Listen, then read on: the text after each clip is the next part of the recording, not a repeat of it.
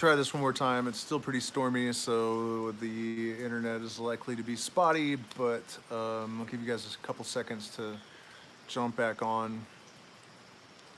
I I think I was getting ready to answer a question for someone, but more importantly, I think what I was saying is that, we had a cohesive movement of what were intelligent people, peaceful people, people that were looking to consciously evolve themselves. And that movement, the cohesiveness, the momentum, was shattered upon the rocks. And the mechanism that through which that was done was very carefully crafted propaganda. And so what do we do with that? At the end of the day, we have to cultivate the skills that are necessary to transcend the circumstances. That's kind of obvious and almost ridiculous to say, but we really are confronting a tremendous amount of pressure coming from every direction.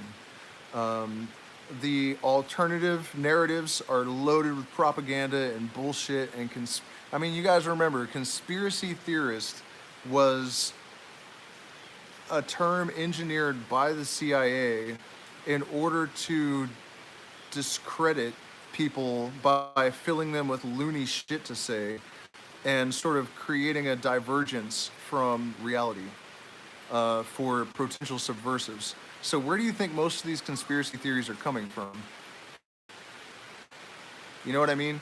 We really have to go a step beyond just stepping outside of matrix thinking and, adopting a bunch of alternative narratives, because they're all bullshit as well. And for those of you that are just jumping on, I was just trying to wrap up the thought that I was in the middle of when the stream got dumped before. Somebody asked how I choose the plants and how I look for contraindications. First of all, most of that work was done for me over thousands of years by indigenous people here. Almost all of the major medicinal plants that are used in the Amazon are mixed together. When you go to buy medicinal plant mixtures from the Quichua, they generally will just say, the name of the medicine is ocho plantas, or 21 plantas, or 33 plantas. Just however many plants is in it is the name of the mixture.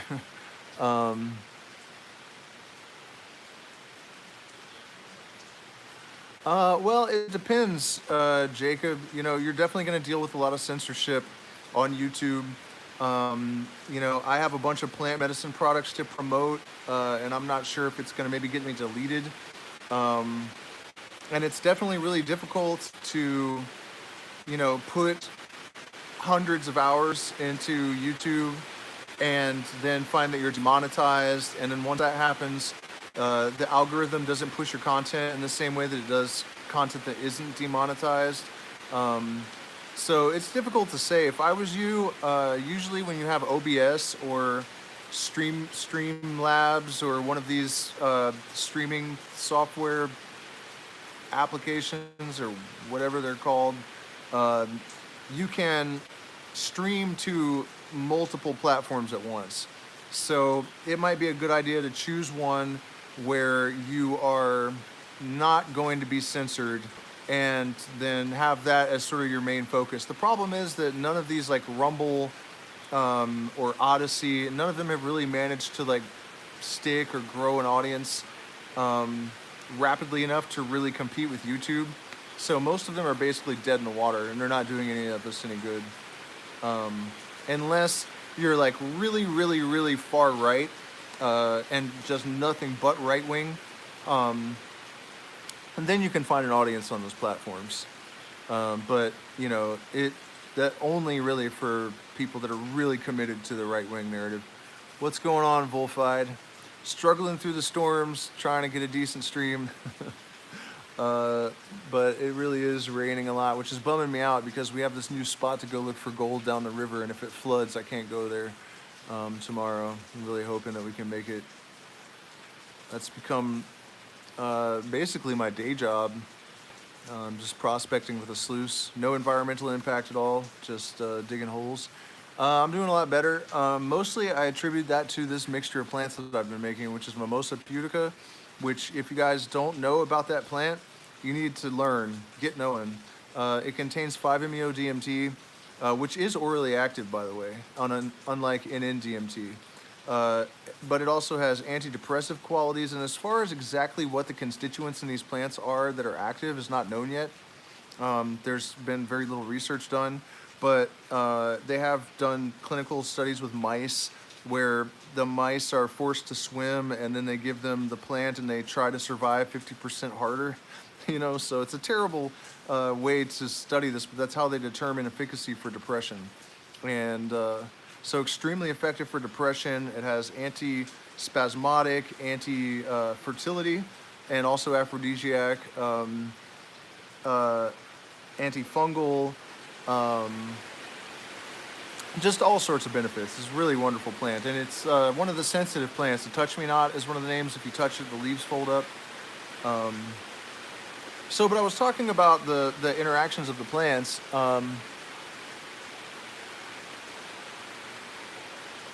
Yeah, I am going to actually make some. I did a video, an overview basically of the tea, but not in a ton of detail. But yeah, for sure, I totally intend to do that. But what I was saying about the plants is that, aside from the fact that I know the Quichua have been mixing them for thousands of years, and it's, you know, it seemed like the question had some element of like, how do you know they're safe? They're safe. I mean, you can mix all these plants, and the thing is, it is true that there are, man, the rain is so loud, I can't even concentrate. I might have to cut this. Mimosa pudica. Mr. Charles, good to see you here. I have been wondering if you're alive or not, because I've sent you messages on Facebook and not gotten answers, so that's good to see. Mimosa pudica, it's also the touch-me-not plant. It's also called, it has a bunch of names, but it's Mimosa pudica, and the streets here are lined with it. Everywhere in the Amazon rainforest, it's just like the whole entire side of the road is just touch-me-not. For miles and miles and miles. So very, very accessible.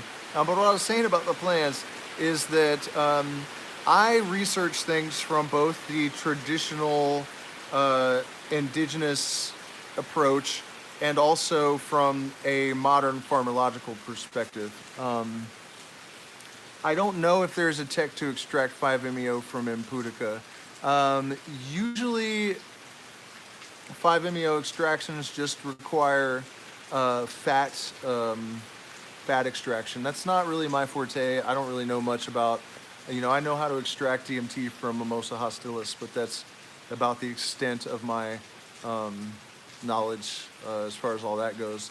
Oh, speaking of extracts though, one of the things I'm excited about is that in order to standardize the potency of these plant combinations that I've created, I'm working with Waking Herbs to, damn, it's really pouring, use ultrasound to make extracts that are more standardized and also extremely potent. So I'm going to be working on that. But so yeah, so I research things from a pharmacological perspective, and for the most part, it's not really that important. No, it is the weather, man. It's just the weather. It's just really raining here. But there are some things that are important to know, and there are certain synergies that happen between different compounds. And one of the things I'm most interested at in the moment is Mucuna pruriens, which is the red velvet bean that contains L-dopa, which is a precursor to dopamine. which conscious dopamine management, I think, is essential. It's one of the most important things that we can possibly do to get ourselves on track, in a creative sense, in a spiritual sense. And so what I am seeing is that Mucuna, the red velvet bean, for simplicity, the red velvet bean contains a lot of precursor compounds, and Mucuna actually does contain NMDMT as well. But yeah, it has a lot of compounds that support the tea that I've been making, basically, long story short. So that's one of my new projects, is to engineer exactly the right ratios of Mimosa pudica, Banisteriopsis caapi, Samiruca, all of these medicinal plants supported by the Mucuna.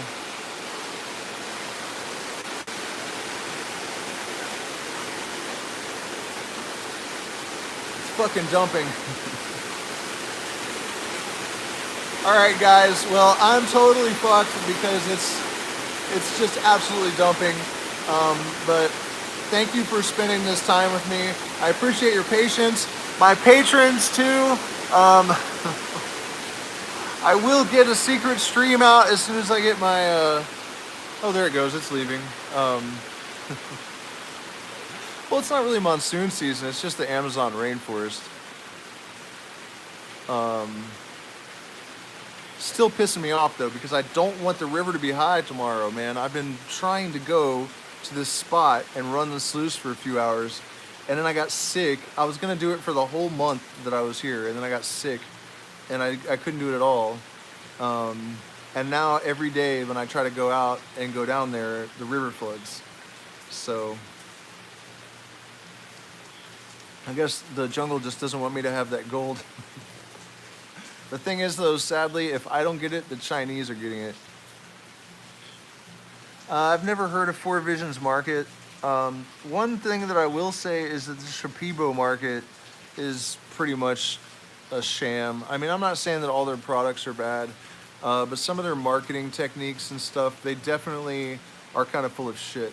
So I try to avoid the Shipibo market. I don't know if any of you guys have heard of them, but yeah, very new agey, and in my opinion, the sort of new age hippie vegan pop culture spirituality trendy bullshit is destroying the ayahuasca industry.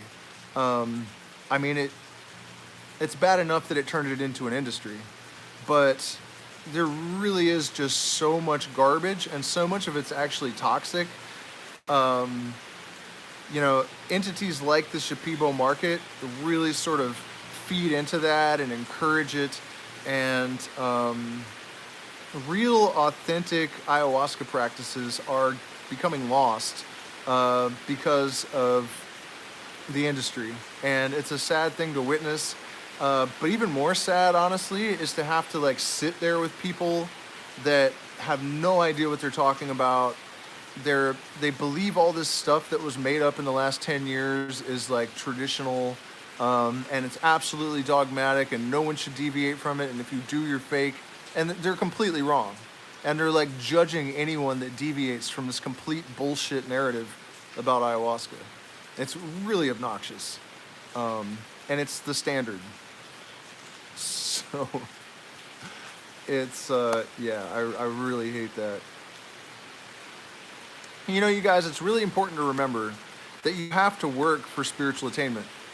And one of the main things that I've noticed about the New Age movement, I guess, is that it's really profit-driven, which is fine, but because it's profit-driven, they need to engineer their ideas and their products in a way that makes people want to buy them. And so, for example, I have a good friend that just, I guess his brain must have melted, and he went and paid someone to do a past life regression, which is the biggest bullshit ever in the history of spirituality. Complete garbage. It's a total scam. And if you don't think so, go to one of those people. And I've done this, and I've seen a documentary where they went around and tried to find any of them that passed this test, and walk into the office and say, okay, you're psychic. So before we do this past life regression, tell me 2 things that aren't on the internet about myself, and just sit there and wait, and they will fail every fucking time. And I'm not saying there's no such thing as a real psychic, but in my experience and the research that I've done, they're all full of shit. And they do an extensive interview with you, and then they tell you whatever it is they know you're gonna wanna hear. And as further evidence of this, the fact that nobody was ever like, you know, in your last life, you were a janitor. And before that, you were a regular jack-off. And before that, you were a regular jack-off. And before that, you were a regular jack-off. They don't say that to anyone. And I hate to tell you guys, but it's gonna be true of everyone. You're gonna have some like normal past lives if reincarnation is real. But what I'm getting at that is that they sell this sort of sugar-coated sort of, you know, mystery schools for dummies idea that, you know, like for me, I've had some experiences that really strongly suggested that I was the reincarnation of a specific person. But it took decades of contemplation, study, creating a dialogue with the universe, initiation in several mystery schools, you know, peyote ceremonies, you know what I mean? Like, you don't just go pay someone and then get this level of attainment for $200 that you should have to like work a decade for. It's not real. That's not how it works. It's never gonna be how it works. That's not how anything works, right? So, you know, my 2 reasons for mentioning that is like, don't let yourself get suckered. And I just like, I can't help but want to encourage people to reach a little bit higher and to set their standards a little bit higher and to be fearless. And being fearless allows you to be more critical. And, you know, I say this all the time, but I feel like one of the biggest faults that people have on their spiritual journey is that they're afraid of critical thinking. And part of it is toxic positivity. Everyone has been convinced that if you criticize anything or it's on my channel, Ascending Ancient. You can figure it out. But man, it was a hell of an experience coming to. And another thing about my particular situation with that reincarnation, the past life thing, it was not someone I liked. So it's not like I was like, yay, that's awesome. I'm really glad. You know what I mean? I was not happy about it. I'm fine with it now, you know. And here's another thing about that, you guys. You should never believe anything. Like, nothing. Don't believe anything. As soon as you believe something, your intelligence is dead. It's dead. It's literally fucking dead. Like, don't believe shit. That's not what this is about. You know, pry open your third eye, and then you have a, you know, broader spectrum of perceptual sweep, you know, to pick up information and to perceive things. It also just means you have more bullshit to filter out, you know? And you have to be even better at filtering bullshit than a person that doesn't have 3 eyes. Everybody wants to fucking open their third eye, but they don't even learn how to use the first 2. And that's the thing. You gotta learn to use the first 2 before you can do anything with this one. Because the most complete set of talents and virtues is totally useless in the absence of willpower and discipline, right? There are no shortcuts. And there is a reason why in, you know, the ancient mysteries of Greece and Egypt, and the shamanic traditions of South America, and the yogic traditions of, you know, India and Nepal, where do we go when we die? Well, I don't know. And anyone that tells you that they know is full of shit. They might think stuff, but they don't know anything. But there's a reason why they're not exactly a hierarchy necessarily, but there was guidance and there were levels of attainment and there were barriers to moving past a certain level of understanding without having acquired certain abilities. And and control of the mind. So, you know, if you do succeed in opening your third eye before you have developed all of these other capacities of your consciousness and your just general intellect, you're only going to get yourself in more trouble. It's not going to do you any good at all. Do I think knowing about after death can be accessed through entheogens? I have a real problem with knowing. And this is another area where we have to, yeah, beware of unearned wisdom. Seriously. I mean, I got myself into it. Say Krishnamurti. All right, let me try to deal with one question at a time here. So, the afterlife. I saw a video that Morg had put out a little while ago. And it was embarrassing because me and him are born on the same day, and he's closer to exactly my own thinking than any other person I'm aware of, which says something maybe about astrology. I don't know, but it's eerie that we're both born on May 16th. But the video was titled something that I used to say until I really thought it through. And so the video said, you know, proof that we are eternal, that we never die. And his reasoning was that because energy cannot be destroyed and can only transform, that means that we are eternal, that consciousness is eternal. Wrong. Big buzzer. No, it doesn't. And, you know, the reason it was embarrassing is that, you know, it reminded me that I used to say the exact same thing until I realized that, like, just think this through. Energy cannot be destroyed. It can only transform. So from conscious to unconscious forever? Yes, that totally could be what that means. You know what I mean? So it's not, it takes courage and determination, but if you really want to feel like you, no, not just feel, to make real evolution in your consciousness and expand your consciousness, you have to be willing to be this thorough and objective and, you know, analytical about all of this stuff. Otherwise, you're just a muddle-headed mystic with wind blowing through your ears because you're too open-minded, right? So, you know, the idea of life after death, here's the reality. Even near-death experience survivors, I guess, don't know because they came back.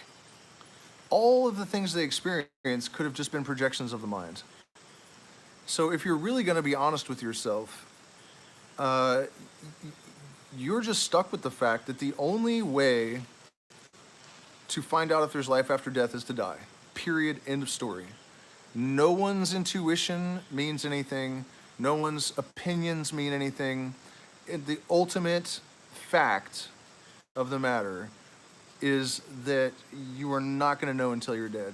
Those who know do not speak, and those who speak do not know. Period. End of fucking story. And then, you know, reincarnation, you know, I had this experience where I knew this person's books before I read them. I wore the same smoking jacket, smoked the same type of tobacco, perique and no other. I had the same exact breakfast ritual. You know, my entire philosophy of life was a little bit less dark, but identical. I mean, it was absolutely insane. And then there was this series of synchronicities that was like so mind-blowingly obvious what was being communicated that even all the people around me, everyone around me, figured it out. You know, they're like, the universe is saying that you're the reincarnation of this person. And so you know, it was a lot, and I've made videos about it. The breakfast ritual and what do you think of fasting? I would put on a smoking jacket and smoke perique tobacco, which is a very specific curing process with whiskey, and then 2 eggs, salt, black coffee, enough sugar to stand a spoon. Yep, Aleister Crowley. Yep. And this, so the way that this happened, actually, my girlfriend ordered me this book about Crowley's books, and I had just gotten it, and I went out in the kitchen and put on my smoking jacket and rolled up my little perique tobacco and got my little ball of opium, and the eggs and the coffee and everything's all set up for my breakfast ritual. And why the hell would I wear a smoking jacket? You know what I mean? I never thought about this stuff. So then I opened the book she just got me, and I read, the Beast had a breakfast ritual where he would put on his smoking jacket, Perique tobacco and no other, eggs with salt, coffee with enough sugar to stand a spoon, enough heroin to kill a horse. I had toned it down. It was a little ball of opium. I used to grow opium poppies. And I'm like, I'd already had all these weird experiences that suggested this idea that I was this person in a past life. And I'm like literally reading a description of my own breakfast habit while I'm thinking that I might, you know what I mean? It was fucked up. And that's only the tip of the iceberg of the story, but I still don't believe it. And it's not that I don't believe that it could be true. But here's what you have to do with this kind of stuff. If you really want to be good at metaphysics, if you really want to evolve spiritually, if you want to have actual attainment, instead of just, you know, pop culture believing in shit because you read it on the internet or whatever, which is what most people do, you have to really meticulously go through it. And so there are a bunch of other possibilities. I'm English. Crowley was English. We could have had a common ancestor. That's all it takes. Geneticists have discovered that you can actually access your ancestors' memories through your DNA. So the fact that I could remember like memories from that life, and I knew all of his books without having ever read them and all this stuff, and had the same habits and everything, does not prove reincarnation. There's also the possibility that there's an Akashic record, and that I was just very much focused on getting a very specific type of information, and the intuition and the universe kind of created a gateway for me to access that information. And, you know, there are a lot of stories that are put forth that are supposed to be proof of reincarnation, but if you look at the details, it's not. It just isn't. One of the best ones was that this guy, he was murdered in this little village, and he knew where the body was buried, and there are a bunch of other details, but it's a tiny little village. Everyone's related. He probably was related to the people that was 2 generations back. Genetic memory. Like, and I'm not saying reincarnation isn't real. I'm saying that any metaphysical or spiritual question that you can possibly, what's going on, man? I was thinking about you the last 2 days. Secret Doctor and yeah, Blavatsky. By the way, you guys, hit the like button. 14 people and only 6 likes. You can also support us on Patreon or via the description. I've been sick as hell for 5 weeks, and man, it really put a taxing on us. So we definitely appreciate support. It's definitely helpful. All right, man, right on. Well, I'm moving on Monday, so I may or may not be able to talk, but if you call me after 2 p.m., I should be good. So you guys understand what I'm saying about reincarnation, though, and all of these other metaphysical questions and stuff, they're going to come to a why, the forked tongue of the serpent, and that's it. You're never going to get, no, it wasn't Lyme. I thought maybe I had Chagas, which is, there's a kissing bug, which is similar to an assassin bug, and they only bite on the lip. So one day I woke up with this extremely painful, really hard, swollen lip, and I didn't really think too much of it. I just thought, that's weird. And I had ceremony that night. I had a guest here. I was doing a retreat for one person, and I started to have muscle pains throughout my whole body, and like I just felt absolutely awful. And I had to push through all these ayahuasca ceremonies in order to take care of this guy. And then I was able to properly collapse after like 5 days of that. And I realized I wasn't getting better, so I went and got a bunch of tests from the doctor, and back and forth, doctor, back and forth, back and forth, back and forth, back and forth. It went away for a few days, and it came back. And Chagas is carried by the kissing bug, and because I was bit on the lip, and kissing bugs only really bite on the lip ever. And they don't hurt when they bite, but they hurt later. So everything was consistent with the kissing bug, and they were crawling all over our house down there. So I tested exposed, but not positive, which means that, 1.1 is positive, and it was like 0.39. But that still raises my eyebrows. Like, why do I have any antibodies for Chagas at all? So long story short, no, I never really found out what was going on. I basically used a concoction of all of the most powerful plants in the jungle, concentrated with some psilocybin mushrooms in there to, the total list of plants, in case you're curious, was rabo de mono, jungle ginger, we have wild ginger, ginger, turmeric, black pepper to activate the turmeric, mimosa pudica, ayahuasca leaves, chaliponga leaves, amiruca leaves, uña de gato, just the vine pulled apart and boiled for an hour. What else is in there? Ajo de monte, which is like a bush that tastes like garlic. People dieta with this plant to clear negative energies and to clean the blood and stuff. Gosh, I know I'm probably missing something. Amiruca, blah, blah, blah. Anyways, bunch of jungle plants. Oh, mimosa pudica, I don't know if I mentioned that. Concentrated, bunch of psilocybin mushrooms, drink that all the time. Yeah, I made a tea from that. And it really gets your mind going too. I mean, wow. It's not enough ayahuasca or DMT to really cause a psychedelic experience, but you're right on the edge, right on the edge of it. Hell of a coffee substitute, pretty incredible. But keeps that third eye open, so your intuition is on fire all the time, and creative thoughts and everything, and then your body's just being purified by all those other plants. Guayusa, that's what I'm missing. Guayusa, tons of guayusa.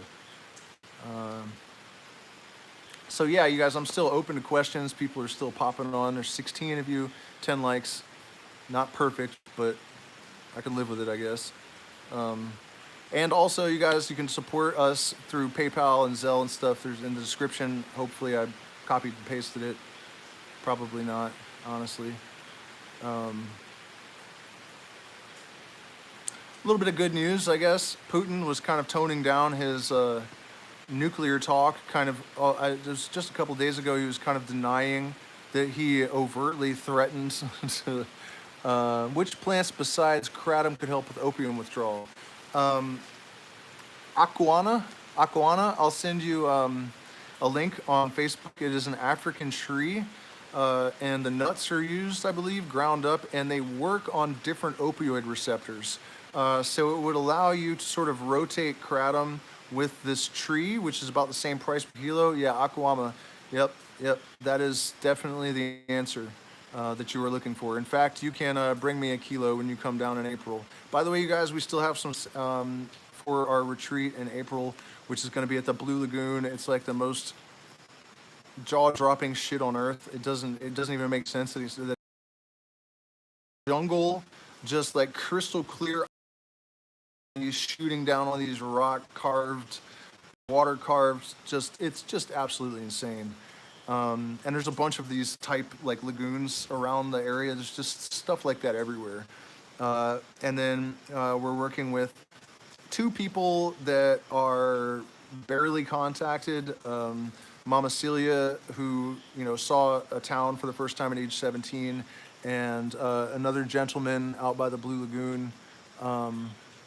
Well, of course, Charles, there's going to be some cross tolerance. But it's still better to bounce around different receptors and mix the chemicals up a little bit. I mean, a lot of people talk about how if you take the same type of kratom, you'll develop more of a tolerance than if you switch from one type of kratom to another. And it's because of different ratios and stuff. And with the so, anyways, Akuama, it's definitely gotten really good reviews as being highly effective. Have you heard of guayusa causing blue visions on ayahuasca? No, not necessarily, but guayusa is used by Quechua, particularly the women, will wake up at like 4 o'clock in the morning, 3 o'clock in the morning, super, super early. And they go out and they have like a big meeting of all the women, sometimes the men as well, I think, but definitely particularly the women, and they'll discuss their dreams and just pound guayusa. And guayusa is believed to aid in lucid dreaming, and so the dreams are what guided the tribe, and so it's this really important ritual. Kind of loosely related, the shwar will actually, turmeric and black pepper helps kratom to be more potent. The shwar will drink it until they vomit every single morning, the men. just bowl after bowl after bowl after bowl of guayusa. I've done some cleansing rituals. I'll probably do these at the retreat actually for people, where you take pretty mild guayusa because it does have a lot of caffeine in it, and you just drink bowl after bowl after you drink the ayahuasca, and you just vomit and vomit and vomit and vomit and vomit, and you know, this purge has a lot of different benefits. But this particular practice of consuming tons of guayusa after drinking ayahuasca and vomiting and vomiting and vomiting and vomiting,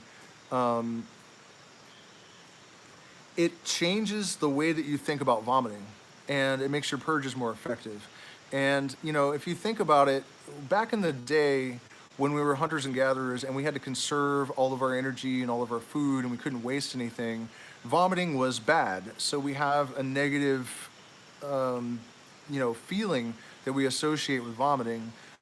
But in reality, it's cleansing you. And from a shamanic perspective, it is also somehow cleaning out all this bad energy, which is exactly the type of thing that IllumiGnostic is very skeptical about, or at least was. Yeah, and that's what I'm saying about this ayahuasca ritual. You lose that negative association, and the purge becomes a very pleasant cleansing. You know, you're looking forward to vomiting whenever you drink ever after. No, it's not anything like alcohol vomiting. But what I was saying about the purge from an energetic perspective, and noting that, you know, I'm generally pretty skeptical about that kind of thing. It's kind of hard to believe that you could vomit out a trauma and actually leave it to be consumed by the jungle on the jungle floor.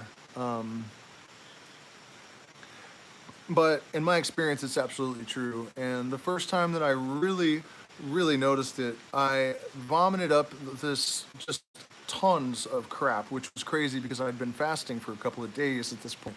And so what this stuff was, still to this day, totally eludes me. I have no idea. But I vomited up, it looked like these strings of like death, like the energy, like visible evil or something. And as the little tendrils of black passed through my being, it's like the experience that was connected to the trauma that was leaving would go through my brain and fast forward, like, you know what I mean? But I could hear it and I knew what it was, like my mom screaming in my face, "You don't deserve ice cream," because she really couldn't afford it and was just angry that she was that poor. You know what I mean? Like that kind of stuff. You would experience it even in like fast forward, and I could see the little tendril of black trauma crap coming out. But the thing about it is that if you observe your behavior after this experience of purging these things up, you notice that you actually did vomit this trauma up and leave it to rot on the jungle floor. It really is a difficult thing to understand, but it's apparently real. And again, you know, I think when these things prove themselves to me, it's got some weight because I am not really in a hurry to be receptive to woo. You know what I mean? That's not how I'm wired. So it takes some convincing, I guess is what I'm saying. It's funny when I have to look at the camera from this side, otherwise I couldn't see the chat because my laptop's not here. I don't know where the fuck the camera is. Like, and when I watch the replay, I'm always like looking in some weird corner or something. Like, is that, am I looking at you guys now? So you guys have any more questions or anything for me? I got a few more minutes before I'm spent.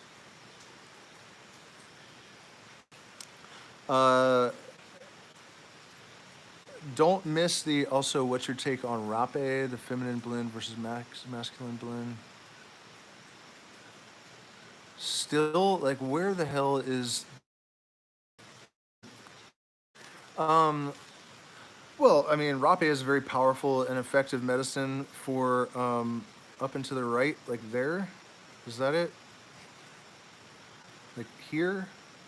Rape is a you know, very powerful medicine with just different applications. I mean, Maurici is very good for tapping in with masculine warrior energies. We actually have access to a Yabanaba. That was just up. Oh, and to the right, so over there, maybe? Is that it? That has no tobacco, because tobacco is a masculine plant. And so the women only make this particular rape, and it's green and it has no tobacco and it's all feminine energy. So, I mean, I don't know. There? Am I doing it now? I don't know what exactly you mean by what is my take on it, but, you know, rape is... Here's an interesting thing about rape. That it actually got in there. Is it going? Yeah. That it actually got in there and got something out. And it's not a matter of tolerance, because people can stop using rape for months afterwards, and they're not necessarily going to vomit again if they do it again. That's something I definitely took note of, that it seems like it really actually goes in there and pulls something out. So yeah, I don't know how much of that you got. And there was another question that I can't recall that I just saw. It'd be nice to get the laptop back so I can... You missed what? You missed about the rape? I was saying that one of the interesting things that I've noticed about rape is that oftentimes people, will only purge the first time they try a large dose of it. And it's not a matter of tolerance, because they can stop using it for months and then do it again, and they will not purge. It's like whatever it is, it got in there and got it out, and that's it. It's done. And then you're asking what to use aside from rape for purging during ayahuasca, and it depends on what the purpose is. There is supposedly a way to cure epilepsy with ayahuasca that involves drinking ayahuasca and then a cup of raw garlic juice, which kills ayahuasca, supposedly. I don't believe it, but that's what I've been told.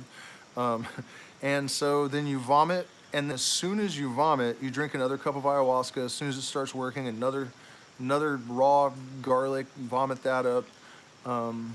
So, it depends on what you're trying to do. But what we use, because I generally practice in the Shuar way, is liquid tobacco, basically tea. So the mapacho tobacco, which is like 19 times as strong as, the regular commercial Virginia tobacco or whatever, is boiled in water for like 10 minutes and then allowed to soak overnight. And then it's taken through the nose, and that's generally how we will, if someone's stuck and they can't vomit, usually the liquid mapacho tobacco is what we'll use to bring them out of there. So, any other questions, you guys? Going once, going twice. Don't forget to hit the like button, share, subscribe, send us billions of dollars on PayPal. Billions and billions. I know you guys have all got it rolling around in your pockets. Like Mr. Charles, I know you carry $1 million in cash in a briefcase all the time. Sananga is an extraordinary thing. BTC millionaire in the chat. Okay, well, send me some BTC. I got a wallet address for Bitcoin in the description. Damn, I just forgot the question. And the thing is, when I'm using the phone, the chat disappears like right away, so I have to remember exactly what it said. Somebody asked a good question though. What about Brunsfelsia grandiflora? Oh yeah, Sananga. That's funny because Brunsfelsia grandiflora is also called Sananga here, but it's Chirik Sananga instead of Uchu Sananga. Uchu Sananga is the plant where you put the drops in your eyes, and Chirik Sananga is one of the three. Yeah, different plants called Sananga. Yes, there's Chirik Sananga, Uchu Sananga. I'm not aware of another one. except that Tabernantha undulata and Tabernantha something else are both Uttrusananga. But it's a type of jasmine, basically. And it's another plant that I feel like the first time you take it with ayahuasca, it does its job and you don't really need to take it again. Maybe after some time accumulates, but there's a concept called Panama in Quechua, that undulata. Yep, that's it, Mr. Charles. You got it. Undulata is the one that grows here in Ecuador. The other one is the more popular, more well-known Sananga, but it's basically the same. Except that undulata has more iboga. It actually has ibogaine in it. Brunsfelsia grandiflora, we'll get to that. So it's funny that you said that, though, because somebody was asking about Sananga, and then you asked about Chiric Sananga at like the same moment. Sananga is one of the great mysteries of the plant medicine world, because the activity of it, the effect of it, is instantaneous. It hits your eyes, and the first time I took it, and it was a crazy synchronicity how this came to happen, because we didn't have access to it, and my partner said, I wish we could find this plant. And I went outside like 20 minutes later, and I looked to my left, and I realized that I was looking at pinwheel jasmine, that there was just one Sananga right in the backyard of the lodge that we were renting. So I was like, okay. So we dug up the roots and we made it ourselves, and I dropped it in my eyes. And this Panama, the Quechua, it's a Quechua word or concept for like a negative energy or a block, and then Sananga is supposed to dissolve the block and allow this negativity to pass through. And so I put it in my eyes, and the pain was pretty bad, but not nearly as bad as a lot of people say. I mean, it hurt for a minute, but instantly I just felt like this. It was like taking a bath on the inside, like just all this crap and tension and negativity and stuff just washed away, and the visions became extraordinarily intense. I was looking at like this massive cliff that was like thousands of feet tall, with these faces that had eyeballs with flames coming out of the center of the eyes and out of the mouth.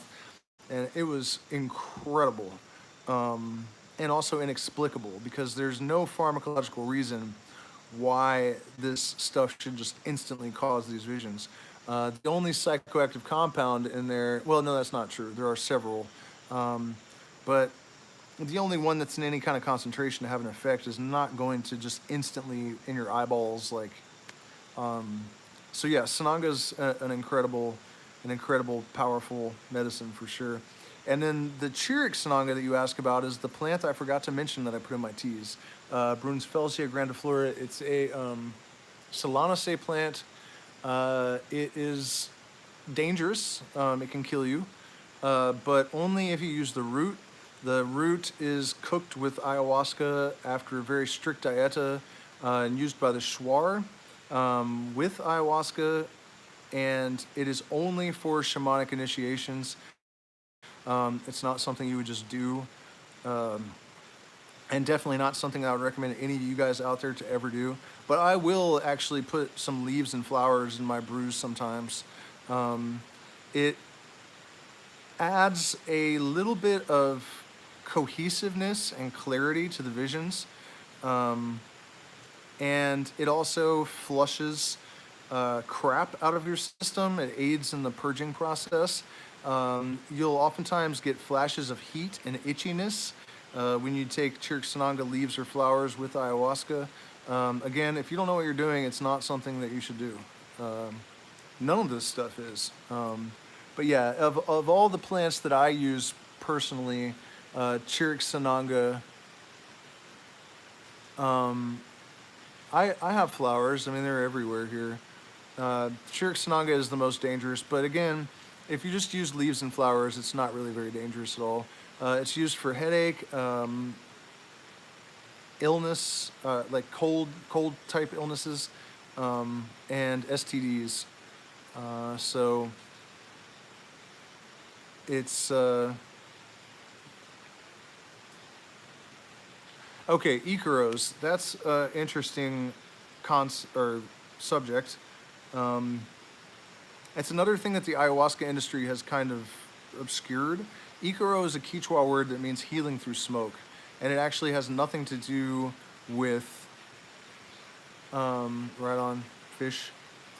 It has nothing to do with Spanish romance style songs, folk hippie music that you play at the end of an ayahuasca ceremony. Those are just songs that people play at ceremonies. They're not Ikaros.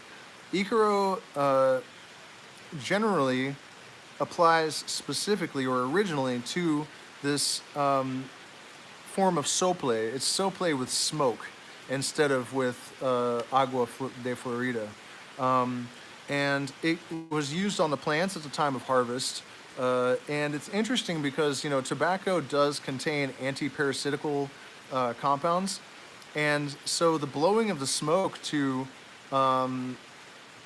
clean the wound on the plant, I think there may actually be a material basis for doing that.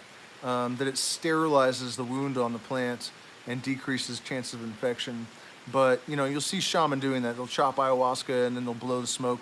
That's what a real Ikaro is. And then there's also Ikaro cleansing where, no, San Pedro, I do know where there are giant San Pedro. I have a video somewhere called the Giant San Pedro Cactus Forest of Malacatos, I think, or something. A bunch of 30-foot monsters down there. It's crazy, all over the hillsides. And so there's also the Ikaro, though, where you are blowing the smoke into the head of the patient, I guess. And there's sort of whistling or humming that accompanies it. But these songs that people play are not Ikaros, not in the traditional sense anyways. Another expression, I guess, of Ikaro that I think is legitimate, if you go and drink with Miguel Chiriop or one of these really, well, he's the only one I know of, but the Shuar shaman, they're basically channeling this interdimensional language when they drink, and it is the craziest goddamn thing I've ever heard in my life. I mean, it is just so authentically not of this world. It's really shocking to be in the same room with it. And I can take people to see him, by the way, on occasion. It's not part of our normal retreat, but I can arrange that. And so, yeah, the Shuar say that there are these syllables, and this is interesting because it's identical to the Hebrew creation myth of the 22 letters that created the universe. It's the same exact concept that in the beginning, when the universe was created, there were these spirits or sounds. There's no differentiation between the concept of spirit and sound, as there shouldn't be, I think.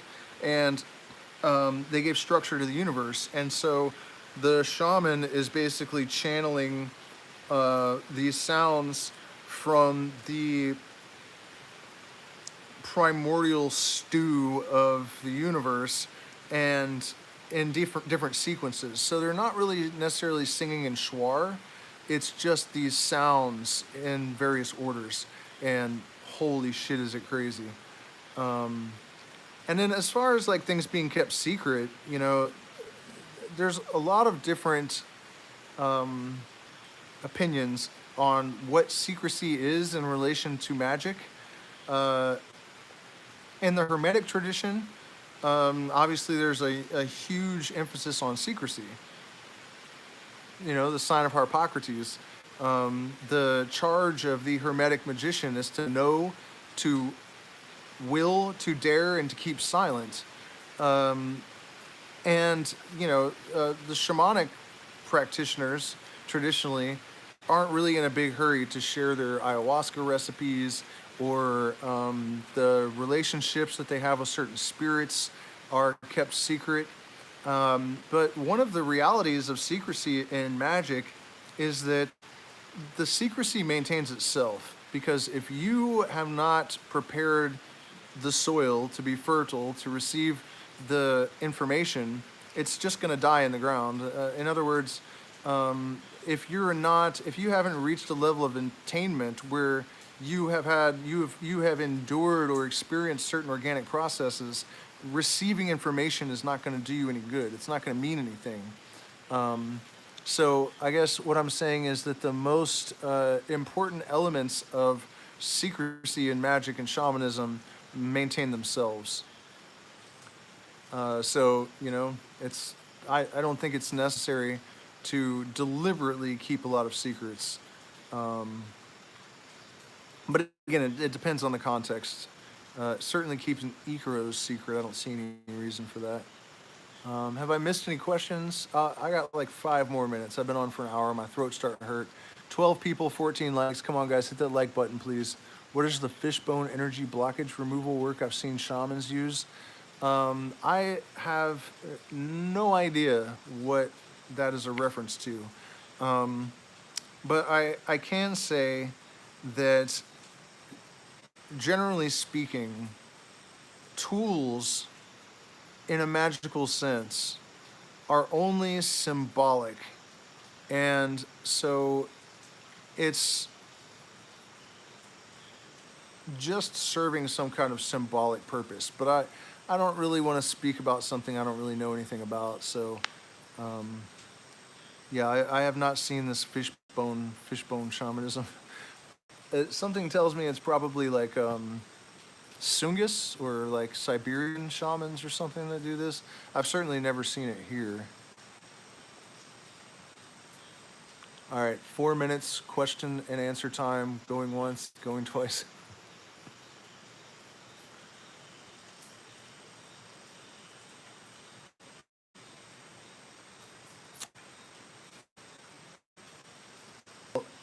I don't know, removal of yeah, I've never seen this in South America.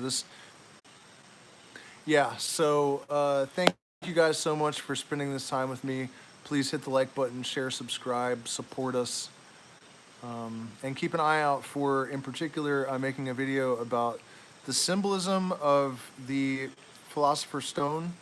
But more importantly, the video will show how these symbols grow in power and efficacy over time due to the fact that they sort of acquire more and more layers of meaning as we discover deeper layers of the reality in which we inhabit, right? So, for example, the square has 4 corners, and there are the 4 elements, the 4 archangels, the 4 directions.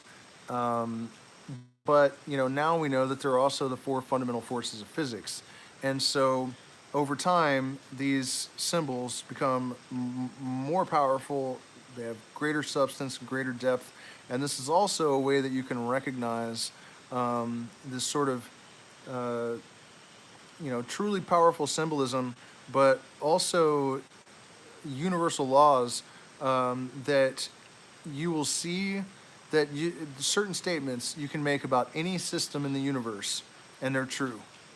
And this is really, I think, the only tool that we have that can really ascertain truth is to, be able to find these statements, and then you literally will not be able to apply them to any system and have them fail if they're absolute truths. And so this video is going to go into all that, and it's going to be one of my favorite creations. Where was that hillside with the monster cactus? It is in Malacatos, Ecuador. And it's more than a hillside. It's like an entire forest area full, and they're extremely potent too. They're the most potent cactuses that I've encountered. Not every one. They vary, and I think they also vary from section to section because they're just so gigantic. But yeah, some pieces seem to be maybe less potent than other pieces and whatnot. So, okay, guys, that's an hour. Thank you so much for spending this time with me. I appreciate each and every one of you. Please hit the like button and share these videos with people, because the algorithm does not push my videos. I have been shadow banned, so it's really difficult for me to get my content out there. And I appreciate all the help that you guys are willing to give. So thank you and good night.